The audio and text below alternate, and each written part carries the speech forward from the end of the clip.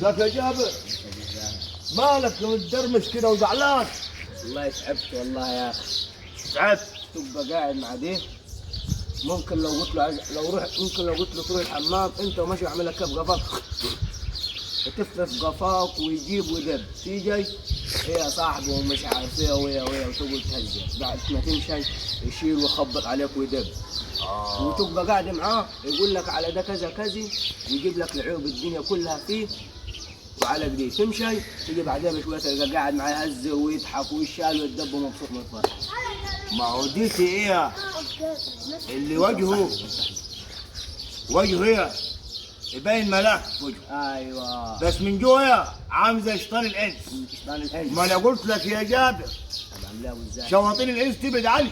عاملاه طيب. عارف الجن الحبيب يقول له بسم الله الرحمن الرحيم يمشي وحده. في شياطين انس مع تنخور يا جابر. مع تنخور والله. في وشك 100 100 وبقفاك يدوا عليها. بس اللي. ما تأمنش يا جابر لحد غير امك. بس ولو ابوك طلقها ما تأملهاش.